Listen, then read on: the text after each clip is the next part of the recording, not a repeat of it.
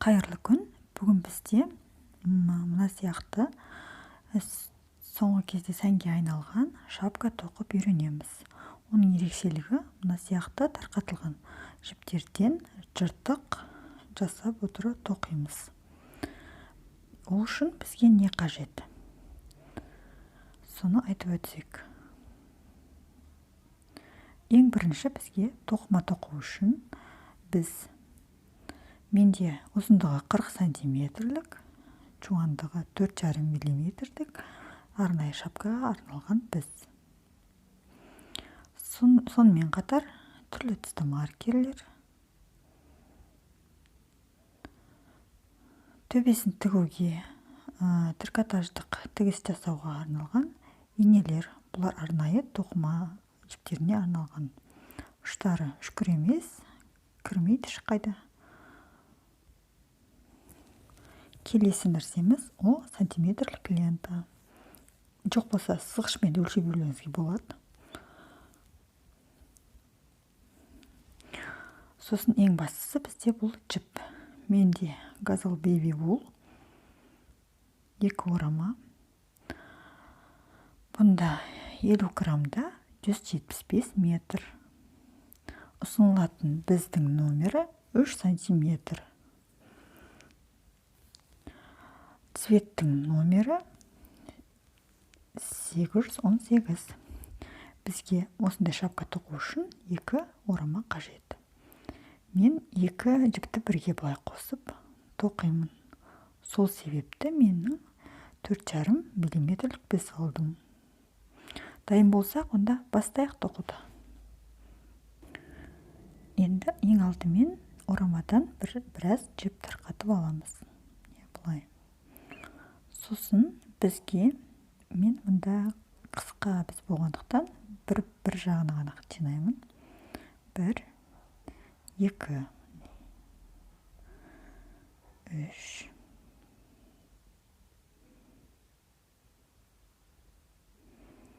4, 5, 6, 7, 8, 9, 10. Мен өзіме қажетті ілмектер саны 100 ілмек жинаймын. Бір ілмек және ол айналдыра қосу үшін. Сонда 101 ілмек. Ал сіздер өздеріңіздің үлгілеріңіз бойынша есептеген сандарыңызды жинаңыздар. Мен өзіме қажетті 101 ілмекті жинадым. Қараңыздар. Барлығын түзеп аламыз ілмектерді. Айналып кетпесін, немесе бұратылып қалмасын. Бұлай, өрімдері сыртынан алдыға қарап тұру керек өзіңізге. Түзеп қоямыз. Сол жақтағы ілмегіміз бізімізден енді ең алғашқы терген бірінші ілмегімізді оң жақ бізімізге ауыстырамыз. Ол ең алғаш терген ілмегіміз. Енді содан ең соңғы 101-ші ілмегімізді үстінен бұлай, мен қазір қайтадан көрсетейін. Мұқият қарап отырыңыздар. Мына бірінші ілмегіміз, енді содан соңғы ілмегімізді іліп аламыз да, жаңағы алғашқы терген ілмегіміздің үстінен өткізіп, бізден босатамыз. Сосын жіптерді бұлай тартамыз. Енді жаңағы ілмегімізді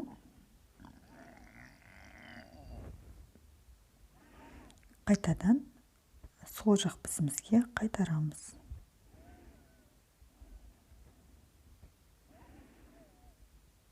Енді тоқи беруімізге болады.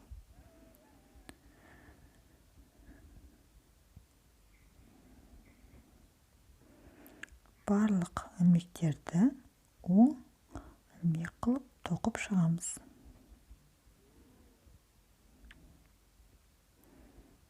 Оң ілмектермен тоқып шығамыз.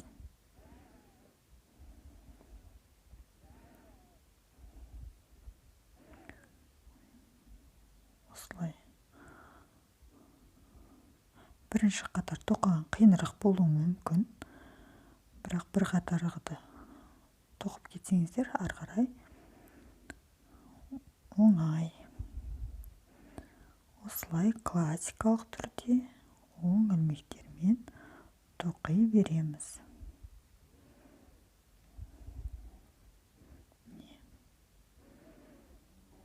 Жіпті тартып қоямыз. Барлығын түзеп қойыңыздар, айналып кетпесін.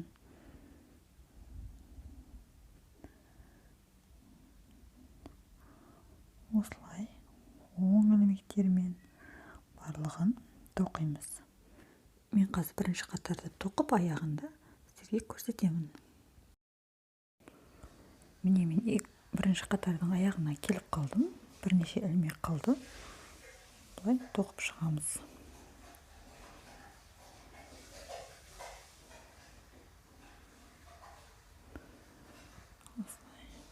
Енді қараңыздар. Қатардан шатасам десеңіздер, мынандай маркер іліп қоюларыңызға болады. Немесе мына жіп арқылы қатардың басталуын анықтап біліп отыруыңызға да болады. Кімге қалай ыңғайлы, солай тоқи беріңіздер. Ары қарай тоқимыз. Енді біз алғашқы тарқатылған ілмектерден жыртық жасау үшін біз 8-ші қатарға дейін тоқимыз. Мынау бізде 2-ші қатарымыз қазір. Міне 2-ші қатар. Енді осылай біз барлығы. Енді мынау 2-ші қатар, сосын 3, 4, 5, 6, 7, 8 деп 8 қатар тоқып шығамын. Мен 8 қатар тоқыдым.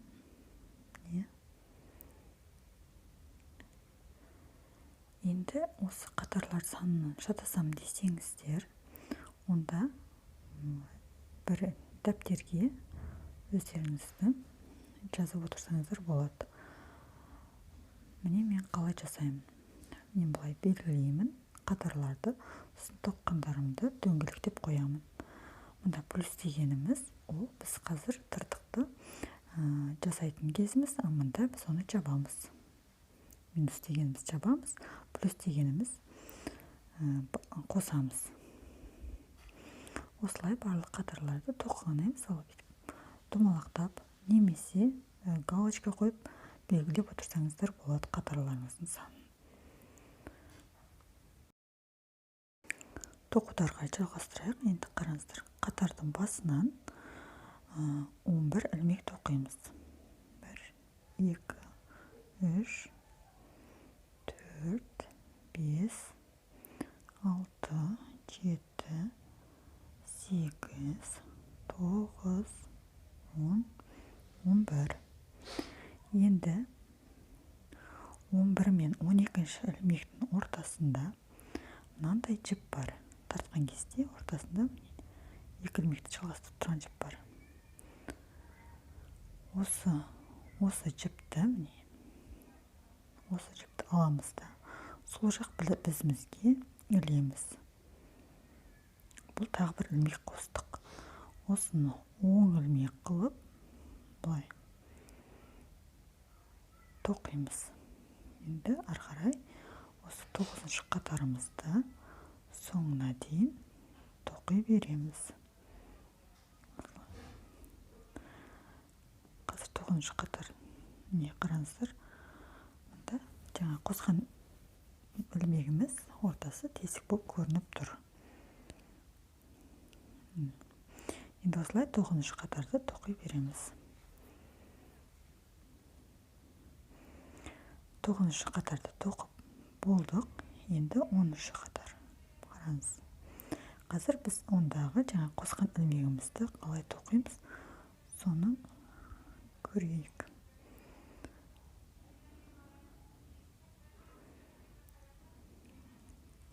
Барлық ілмектерді оң ілмек тоқып шығамыз. Міне біздің қосқан ілмегіміз.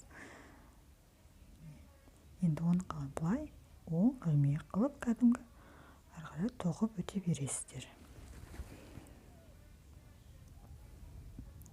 міне 10 ілмек көрініп тұр сіздің ілмек қосқан жеріңіз. Осылай 10 ілмектермен 22-ші қатарға дейін тоқимыз. 22-ші қатарда кездескенше. Міне біз 22-ші қатарға келдік. Міне басы. Енді біз не істейміз мұнда? Біз бағанағы салған қосқан ілмегімізді енді оны жабуымыз керек. Үшін соған дейін тоқимыз. 11 ілмек тоқимыз.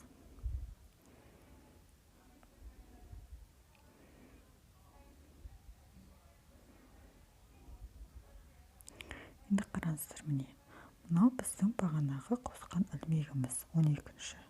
Қазір 12-ші болып тұр. Енді оны қалай жабамыз біз? Ол дегеніміз бұл ілмегімізді тоқымай былай шығарып тастаймыз да ары қарай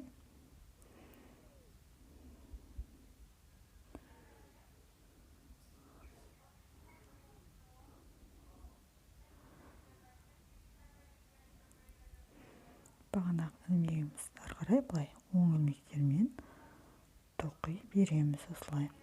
Бұл 22-ші қатар. Осылай. Ал мына жерді қалай енді тыртық жасаймыз, жыртық. Бағанағы босатқан ілмегімізді былай тарқатамыз. Тартып,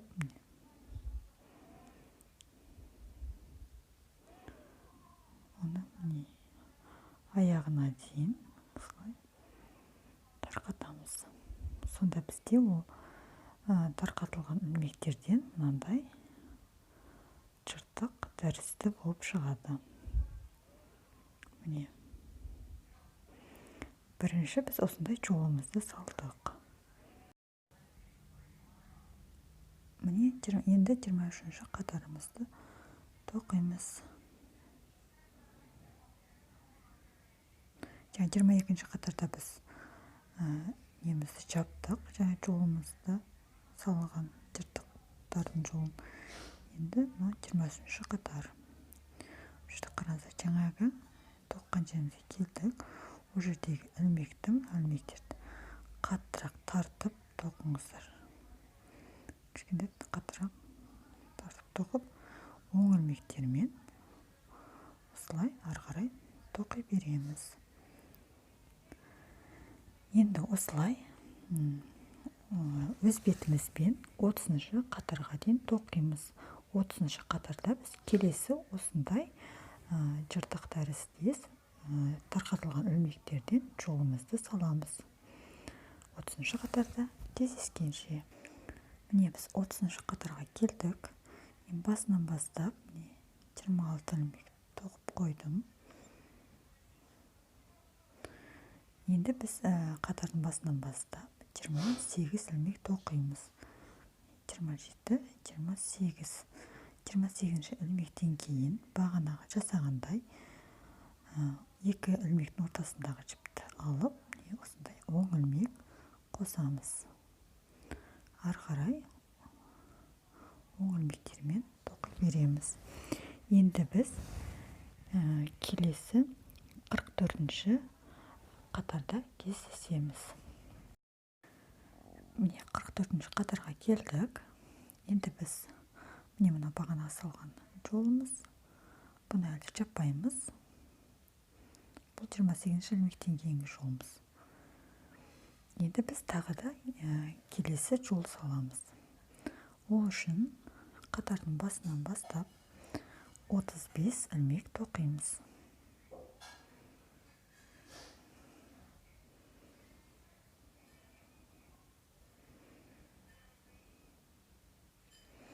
Осылай 10 ілмектермен 35 ілмек тоқып шығамыз.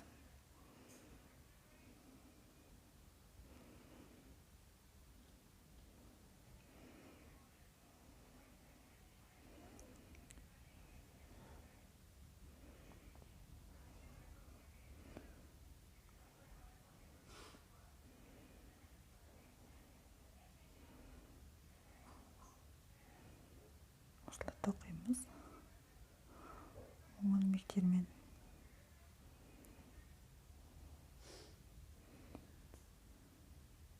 Бағанағы жасаған жолымызды әлі жаппаймыз. Енді қараңыздар, міне ортасынан тағы да жіпті алып ілеміз де оң ілмек тоқимыз.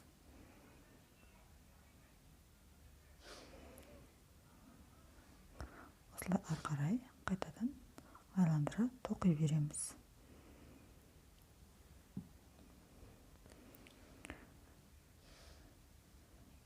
Міне мына біздің жаңадан салған жолымыз көрініп тұрғандай.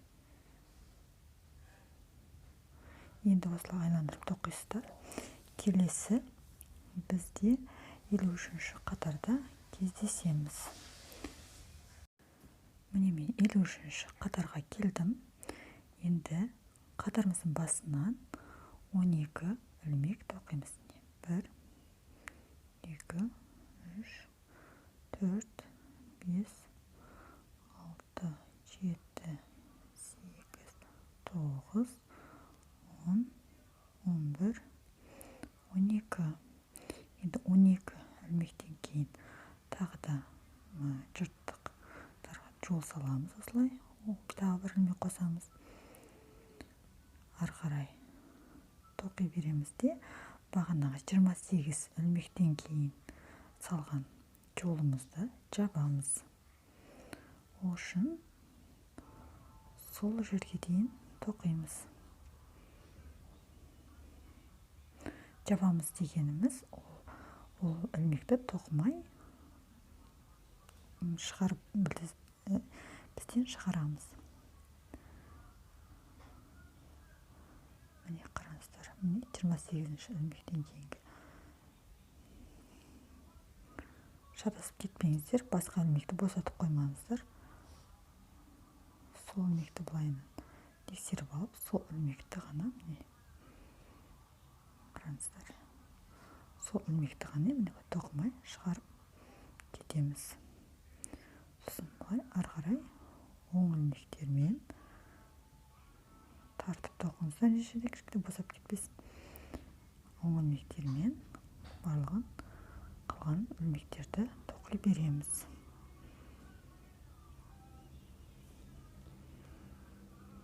Міне мына ілмектеріміз жаңағы.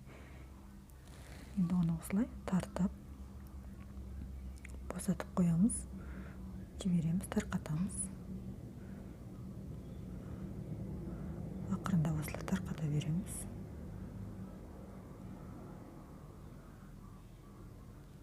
Аяғына дейін тарқатсаңыздар да болады. Немесе бұлай жартылай да қоюға болады. Бұлай да.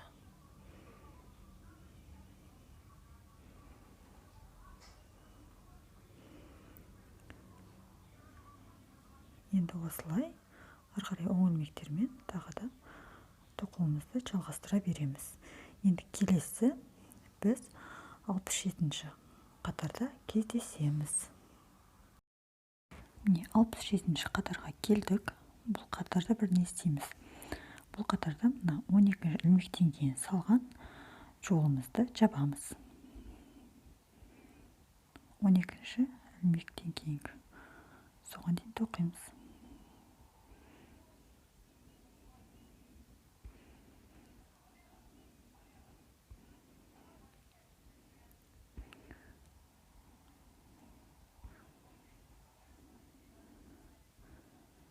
Міне біздің 12-ші ілмектен кейінгі жолымызды ілмекті шығарамыз да ары қарай оң ілмек қылып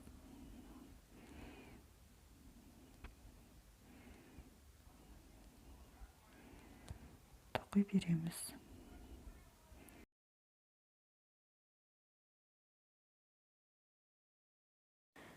Міне осылай енді оң ілмектермен тоқи береміз де 70-ші қатарда кездесеміз. Мына ілмектерді тарқатамыз. Сосын келесі 70-ші қатарда 35-ші ілмектен кейін салған жолымызды жабамыз. Міне 70-ші қатарымызға келдік. бағана 12-ші ілмектен кейін салған жолымыз. Енді біз 35-ші ілмектен кейін салған жолымызды жабуымыз керек. Бұл бізде соңғы жол. Енді 35-ші ілмекке дейін тоқимыз.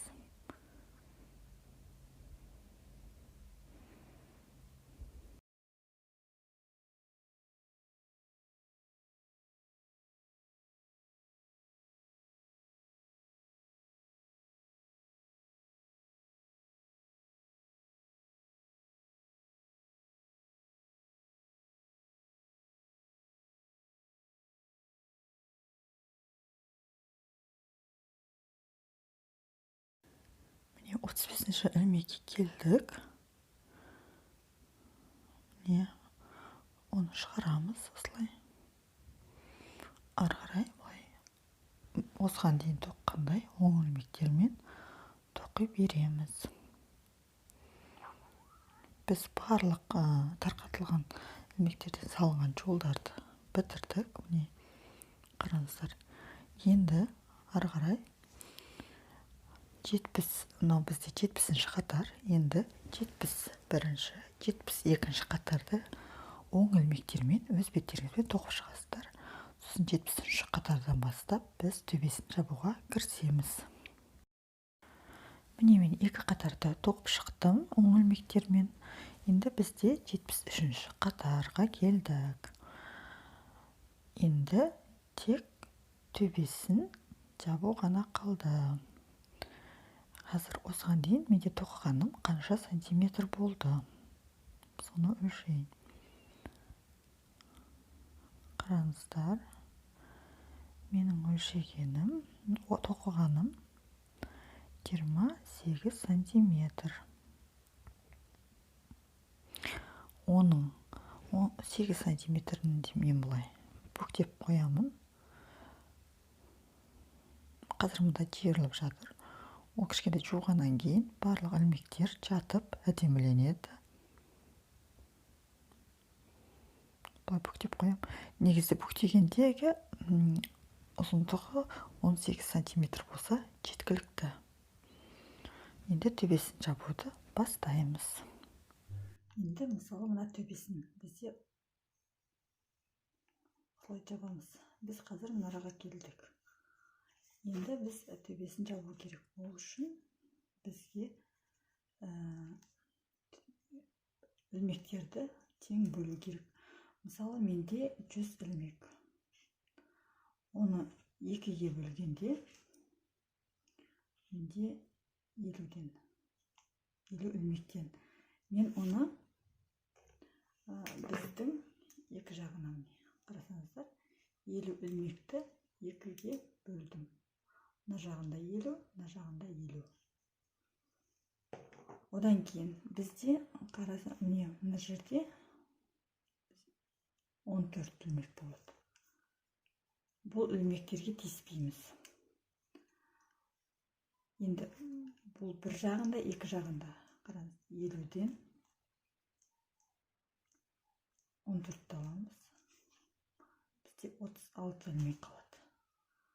36 ілмекті 2-ге бөлеміз. Сонда бізде 18 ілмектен. Не қараңыздар, бұлай 2-ге бөлгенде мұнда 14, мұнда 18, мұнда 18. Барлығы 50. Бұл бір жағындағы ілмек. Және екінші жағында, арт жағында да сондай болады. Қысқартқанда біз 14 ілмекке тиіспейміз, тек қана жан жағындағы ілмектерді қысқартамыз. Енді қалай қысқартамыз? Біз 20 қатар тоқимыз. Тек мысалы бір қатар қысқартамыз, екінші қатар қысқартпаймыз. Сонда бізде ол 20 қатар болады. 20 қатарымыз ол 10 ілмек кетеді. Мына жақтан 10, мына жақтан 10 кетеді. Ар жағында 8-8-ден қалады. 10 қатарды бір қатар ілмек 20 қатар, онда бір қатар қысқартамыз. Қысқарту. Бір қатары қысқартпаймыз. Жай ғана тоқимыз. 10 ілмектермен жай ғана тоқимыз. Бір жағын ғана, бір қатарын ғана қысқартамыз. Қазір тоқып көрсетейін. Бастайық, содан кейін түсінікті болады. Қысқартуды бастаймыз. Маркерге дейін, енді 2 ілмек қалғанша тоқимыз.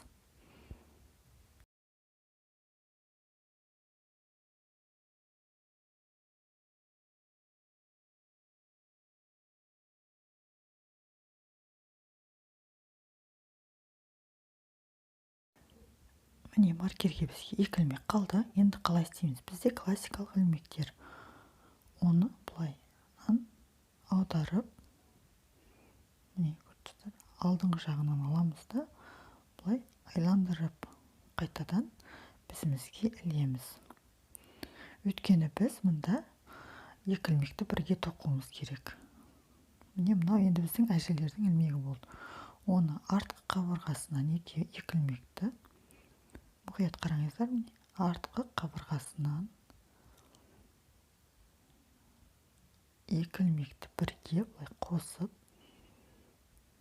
тоқимыз. Ортадағы 14 ілмекті тоқимыз. Оған тиіспейміз бұндағы ілмектерге. Тек қана оң ілмектермен тоқып шығамыз. Міне, маркерде келдік. Маркерді екінші бізге өткіземіз.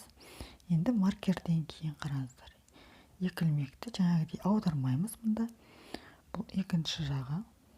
Оны 2 ілмекті классикалық түрде алдыңғы қабырғасынан бірге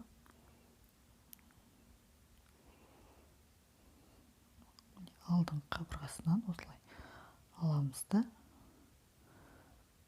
2 ілмекті бірге тоқимыз.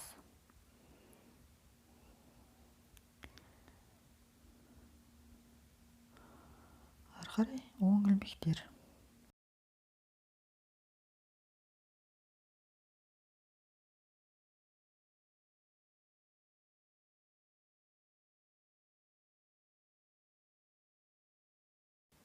Міне, бір жағындағы 50 ілмекті тоқыдық, оның 2 ілмегін қысқарттық.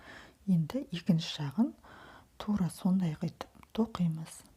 Қазір біз маркерге дейін тоқимыз. Маркерде белгіленген ортада 14 ілмек, оған тиіспейміз. Одан кейін маркерден кейін 2 ілмекті қысқартамыз. Міне, екінші жағын бізді шығарып аламыз да, екінші жағын оң ілмектермен маркерге дейін тоқимыз.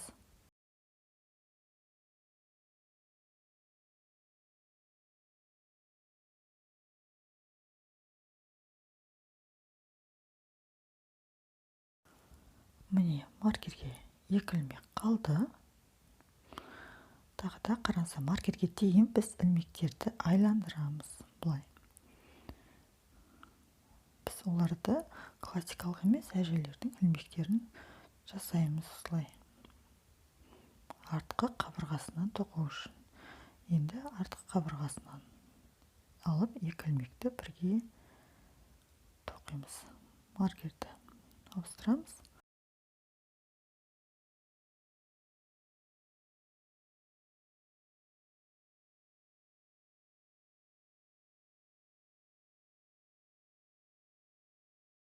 Міне, 14 ілмегімізді тоқып болдық. Енді маркерден кейін 2 ілмекті осыған дейін көрсеткендей классикалық ілмектермен алдыңғы қабырғасынан алып 2 ілмекті бірге тоқимыз.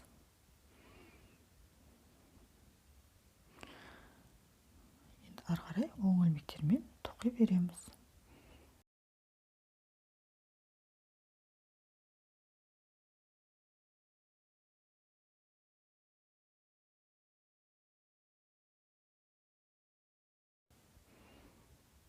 Міне, тағы да екінші жағын біттік. Енді мына бізде бір қатарды біз қысқарттық.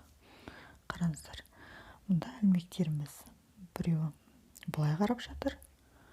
Міне, өйткені біз әлі жерлерін ілмегімен тоқтық. Ал мына жағда классикалымыз олар былай қарап тұр. Сонда біздің жапқан кезде төбесі міне былай екі жаққа қарай осылайынан жабылып отырады. Енді екінші қатарды тек қана қысқартусыз оң ілмектермен тоқып шығамыз. Айландыра ешқандай қысқартпаймыз, жай ғана тоқып шығамыз. Міне мен екінші қатарды тоқып шықтым айналдыра, ешқандай қысқарту жасаған жоқпын. Енді бізде үшінші қатарымыз. Біз бір қатар қысқартамыз, екінші қатарды қысқартпаймыз. Үшіншісін қысқартамыз міне.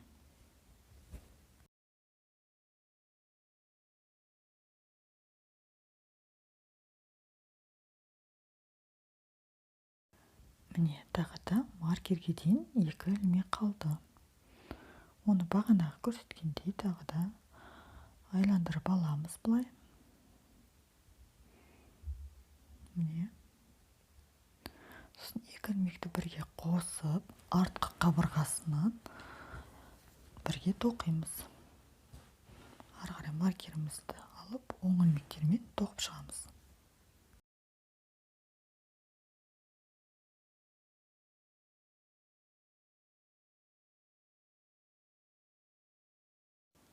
Міне, тағы да маркерге келдік. Енді маркерден кейін екі ілмекті классикалық қып, тағы да бірге тоқимыз.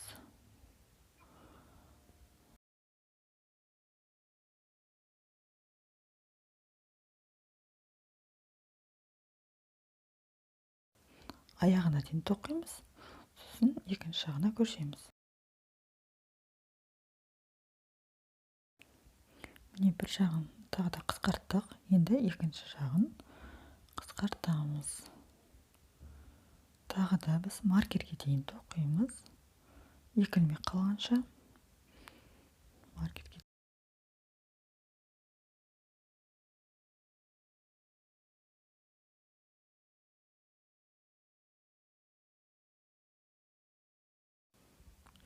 Міне маркерге біз екі ілмек қалды.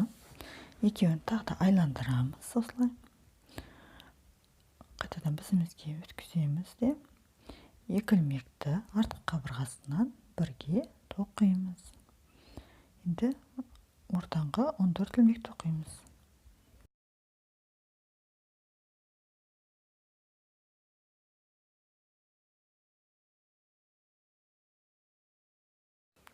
Міне 14 ілмекті тоқыдық.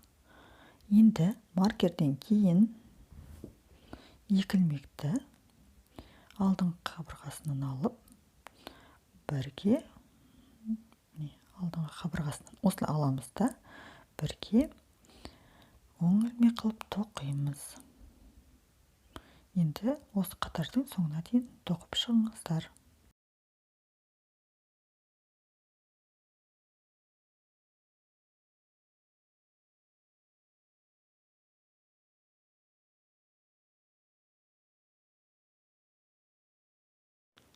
Міне мен қатардың соңына келдім.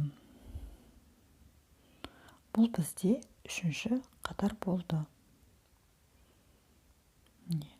Мына маркерлер тұрған, екі маркердің ортасындағы ілмектер, олар бізде 14 ілмегіміз, оған тиіспейсіздер, оны қысқартпайсыздар. Ал жан жағындағы ілмектерді қысқарта береміз. Екі жағын. Мынау үшінші қатар болды. Енді ары қарай біз қалай жасаймыз? Қысқартуымызды қалай жүргіземіз?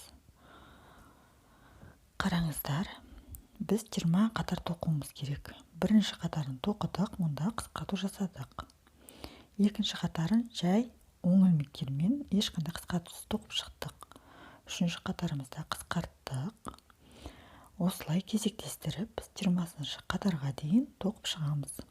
Келесіде қысқартпаймыз, одан кейін қысқартамыз, қысқартпаймыз, қысқартамыз.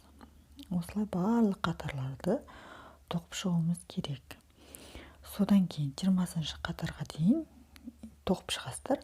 Одан ары қарай қалай жасауын мен көрсетемін. Міне мен 20 қатарға келдім. Барлық қысқартулар жасадым. Енді бұл 20 қатарда бізде қысқартусыз оң ілмектермен тоқимыз. Бұл бізде 20 қатарымыз. Не бұлай? Жай ғана оң ілмектермен тоқи береміз. Және қысқарту жасаған ілмектерімізді де міне қарап көрсеңіздер, оларды да барлығын осылай оң ілмектермен тоқи береміз.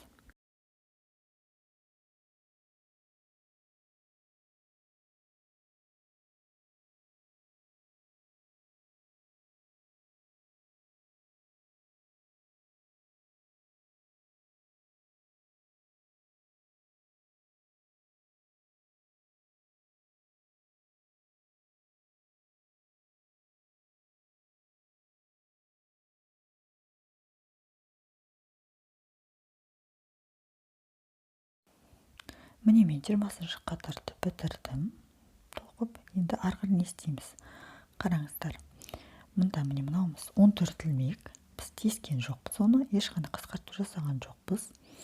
Одан кейін бізде қысқартылмаған 8 ілмек қалды. Менде 8 ілмек қалды. Сіздерде ілмектер саны басқадай болуы мүмкін. 5 болуы мүмкін, 4 болуы мүмкін. Енді қалай істейміз? Енді қалған ілмектерді кезектестірмей әр қатарда қысқартып шығамыз. Міне былай. Кезектестірмей әр қатарда қысқартамыз. Мұнда менде 8 ілмек қалды. Демек, мен 8 қатар тоқуым керек. Барлығын мұқият тыңдап алыңыздар. Барлық қатарда қысқартамыз енді ары қарай. Осылай қысқарта бересіздер. Сосын 8 ілмек қалған кезде кездесеміз. Міне мен барлығын қысқарттым. Қараңыздар, қандай әдемі болып шығып келеді төбесі. Менде міне 14 ілмегім тұр. Оның жанында бір ілмек қалды. 8 ілмек қысқартылмаған. Енді соны қалай қысқартуды көрсетейін. Өйткені сіздер 14 ілмек теспейміз деді, 14 ілмек. Ал мұнда біз қазір 14 ілмектің біреуін қоса тоқимыз. Міне, сонда біз 14 ілмегіміз сонда қалады. Міне, бір ілмегіміз. Бұл бізде сол 14 ілмек. Ары қарай 1, 2, 3, 4, 5, 6, 7, 8, 9, 10, 11, 12, 13. Енді 2 ілмек қалды. Енді 14 ілмегімізді жасау үшін 2 ілмекті қосып, 2 ілмекті қосып бірге тоқимыз. Бұл бізде 14 ілмегіміз болды. Сонда бізімізде 14 ілмек қалды. Екінші жағында тура солай қайталаймыз. Қараңыздар, жан жағында қалған бір ілмекті 14 ілмектің біреуімен қосып тоқимыз. Айландырамыз. Енді 2 ілмекті бірге қосып тоқимыз. Ары қарай тағы да осы соңында 2 ілмек қалғанша оң ілмектермен тоқи береміз.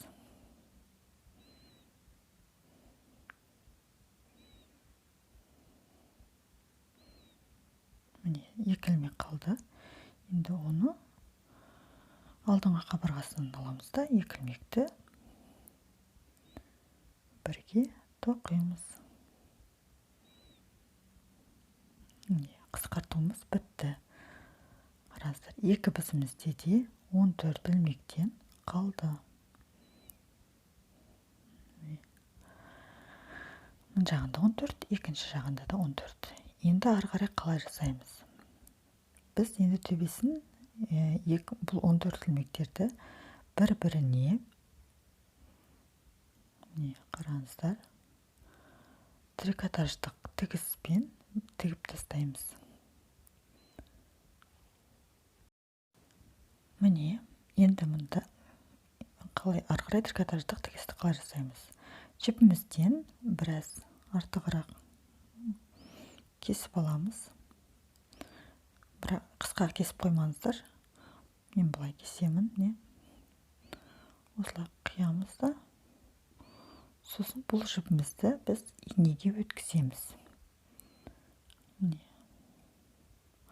Арнайы тоқымаға арналған ине, осыған өткіземіз.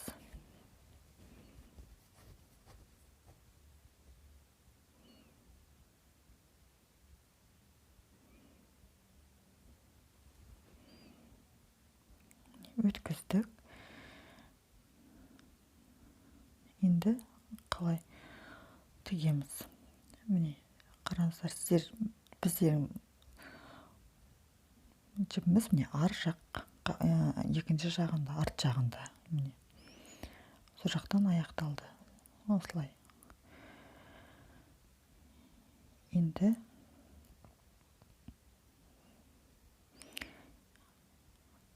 міне, қараңыздар, бірінші бергі оң жағындағы ілмектің, бірінші ілмектің алдынан артқа қарай кіргіземіз. Қараңыздар, бұл ілмекті бізден шығарамыз. Енді екінші ілмекке артынан алдыға қарай кіргіземіз инемізді. Бұл ілмекті біз шығармаймыз. Бұл бізде қалады осылай. Тұрады ол. Енді екінші жақ бізге барамыз. Қараңыздар. Тартып қойыңыздар. Екінші жағын. Онда мына жақ теріс жағы. Қараңыздар, теріс ілмектер көрініп тұр сіздерге, өзіңізге қаратқанда. Онда бірінші артынан алдыға қарай кіргіземіз бірінші ілмекті. Артынан алдыға қарай кіргіземіз осылай. Бұл ілмекті де біз шығарамыз, бірінші ілмегімізді. Енді екінші ілмекті алдынан артқа қарай. Алдынан осылай. Артқа қарай. Оны бізден шығармаймыз. Міне, тартамыз біз жіпімізді. Енді жаңа біз шығармай қалған ілмегімізге алдынан артқа қарай кіргіземіз. Енді бұл ілмегімізді бізден шығарамыз. Бұның екі жағынан да алдық. Енді келесі ілмегімізді артынан алдыға қарай кіргіземіз. Міне, бұл ілмек бізде қалады. Екінші жағын енді тартамыз. Қаттырақ тартып қойыңыздар, өйткені жерін босап қалмасын. Енді екінші жағын артынан алдыға қарай кіргіземіз. Былай. Оны бізден шығарамыз.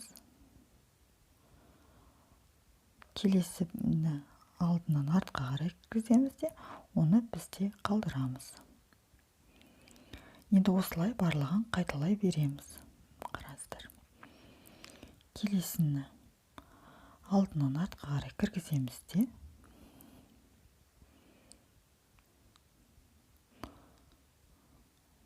оны бізден шығарамыз. Сосын екінші ілмекке артынан алдыға қарай кіргізіп, бізде қалдырамыз.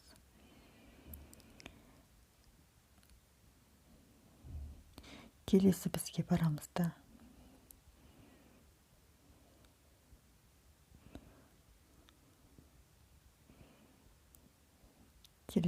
барып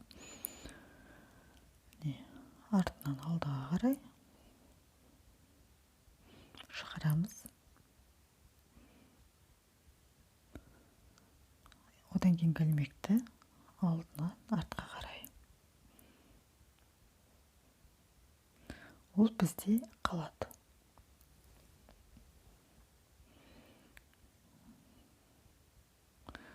Осылай менің көрсетіп отырғандай барлығын қайталай бересіздер осылай.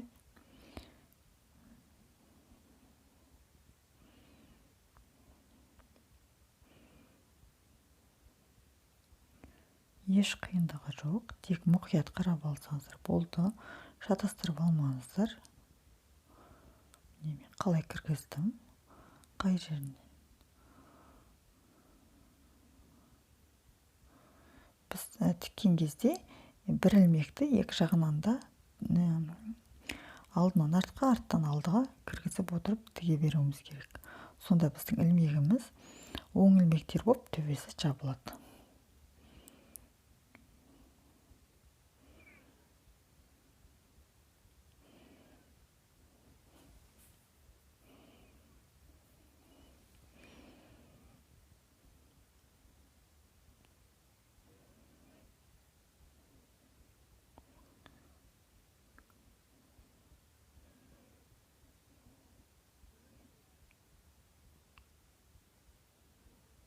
Еш қиындығы жоқ. Қараңыздар, қалай бізде тігіліп келеді.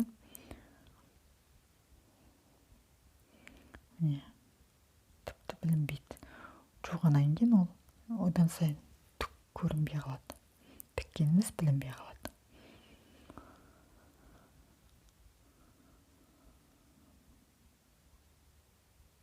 Осылай тігісті аяғына дейін жалғастыра береміз.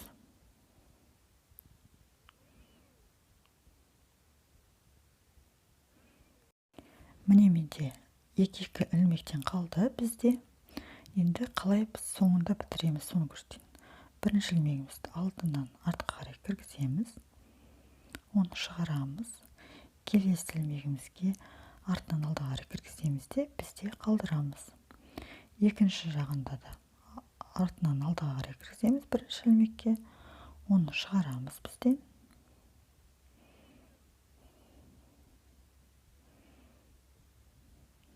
Шығарамыз. Келесі екінші ілмекті алдына артқа қарай кіргіземіз де оны шығармай бізде қалдырамыз. Міне бізде енді бір ілмектен қалды. Оны қалай жасаймыз? Енді алдынан артқа қарай кіргіземіз де бұл ілмегімізді бізден шығарамыз бұлай. Енді осы ілмектің жанынан бір тоқымамыздың бір ілмегіне мынандай мен бір оң ілмектің бір жақ құлақшасына кіргіземін де осылай. Енді екінші ілмекті артынан алдыға қарай алып, оны да жанындағы қараңыздар. Жанындағы бір ілмекті тауып аламыз да.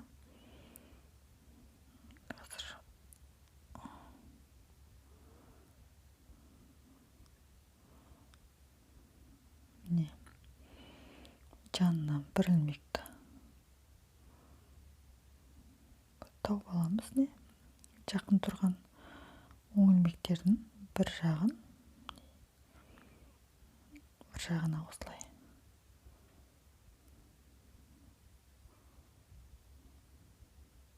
Қазір мұнда фокус жасамай тұр. Енді қараңыздар, көрініп тұр. Бір оң ілмегіміз соның бір жағына былай кіргіземіз. Осылай біздің тіккеніміз аяқталды.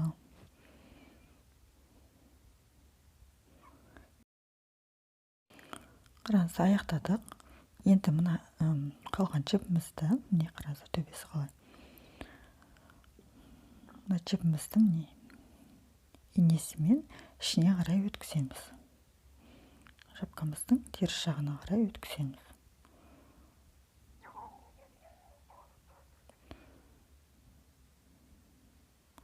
Енді тігісіміз міне білінбейді. Жуғаннан кейін барлығы жатады. Енді шапкамызды аударамыз. Және жіптерді енді қалай біз жасырамыз. Бізге ол көрінбес үшін біз оны қалай жасаймыз. Инемізді қараңыздар. Мұнда бізде теріс ілмектер барлығы. Теріс ілмектерде кішкентай міне көрініп тұрғандай өзі бүртіктері бар. Соларға былай ақырындап мынандай нелеріне кіргізіп отырамыз. Ар жағынан шығарып қалмаңыздар, екінші жағынан білініп қалады. Осылай ақырындап осы жіпті былай өткіземіз. Біз бұны не үшін жасап жатырмыз? Өйткені қазір жуғаннан кейін, ары қарай киген кезде бұл ілмектер, жіптер шығып кетіп, тарқатылып кетпес үшін осылай біз жіптерімізді жасырамыз. Және жасырғанда да олар бізге көрінбейтіндей, білінбейтіндей қылып әдемі болу керек. Әйтпесе жібі салақтап жатса, ол бізде жаман көрінеді, және ол қайта-қайта олар шығып, сыртқа шығып кетуі мүмкін. Сондықтан міне осылай қараңыздар. Осылай былай келесі жерден алуға болады, міне кіргізіп. Осылай жіптерді жасырамыз. Ол соң сіздерде білінбей қалады.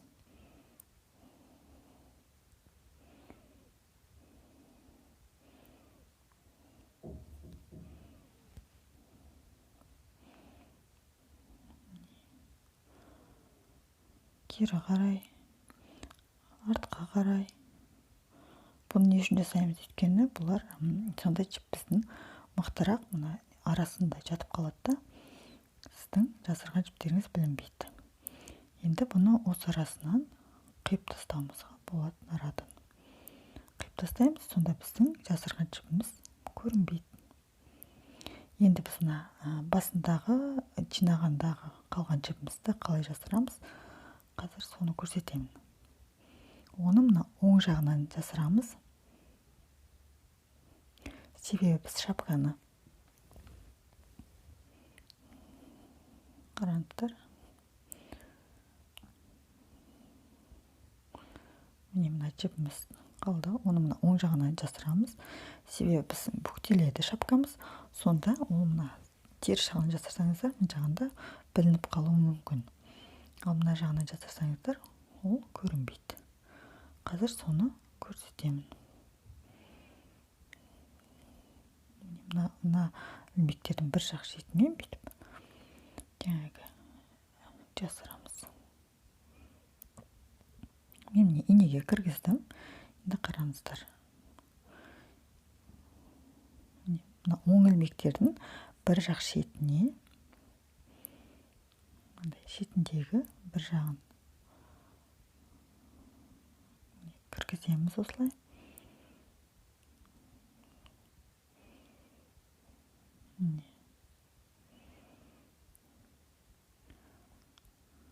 Енді міне мұнда тұр жіпіміз.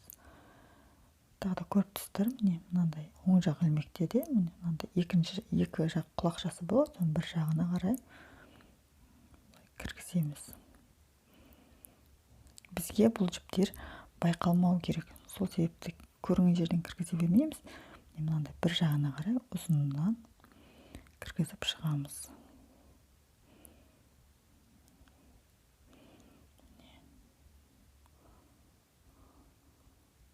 Тартып қоямыз.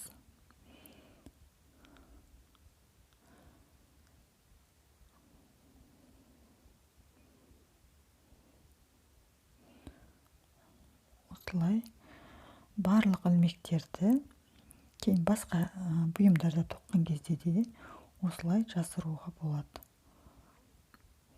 білінбейтіндей қылып. Резинка болса да осындай оң ілмектерге жасырамыз. Міне қараңыздар, білінбейді. Мына жуғаннан кейін тіпті жатады, сонда мүлдем көрінбейтін болады. Осылай жасыра береміз, сосын жіпті арасынан қиып тастаймыз. Қараңыздар. Қаншалықты ұзындыққа дейін жасыратыныңыз, оны өздеріңізге байланысты. Міне біздің шапкамыз дайын. Барлық жіптерін жасырдық. Енді қараңыздар. Енді тек жуу ғана қалды. Жуып кептірсек болды.